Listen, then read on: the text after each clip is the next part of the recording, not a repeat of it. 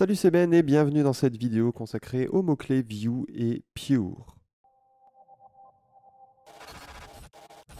Ici, j'ai un contrat assez simple. Comme vous pouvez le voir, j'ai un uint nombre et j'ai une fonctionnalité setNombre et une fonctionnalité getNombre. Donc, on va déployer une fois ce contrat, tout simplement.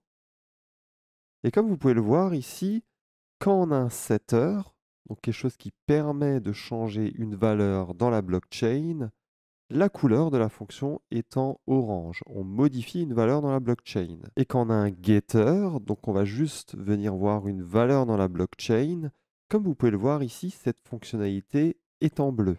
Donc je vous rappelle juste le mot-clé view.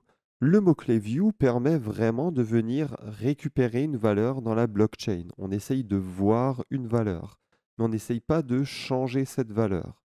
Donc quand vous allez changer des valeurs, la fonction va être ici en orange.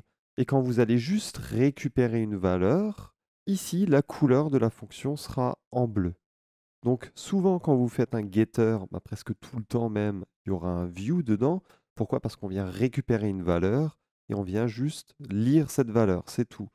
Alors il faut savoir qu'il existe aussi le mot-clé pure. Alors c'est à utiliser pour une fonction où l'on veut juste faire des calculs, même pas venir récupérer simplement une valeur dans la blockchain comme on le ferait avec view. Donc par exemple, fonction x2 uint nombre public pure returns uint.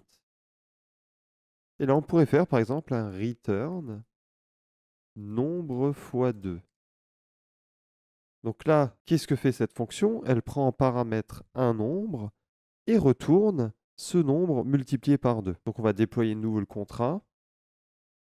Et là, comme vous pouvez le voir, encore une fois, la fonctionnalité x2 est en bleu.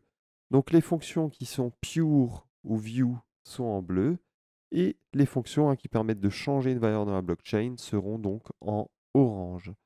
Alors ce qu'il faut savoir, c'est que lorsque vous utilisez view ou pure, Solidity utilise une API différente. Elle utilise l'API ETH Call.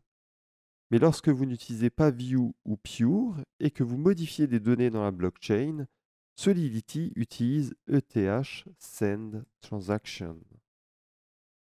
Voilà. On se retrouve dans la prochaine vidéo où on va explorer les mots-clés external, public, internal et private. A tout de suite. Ciao, ciao.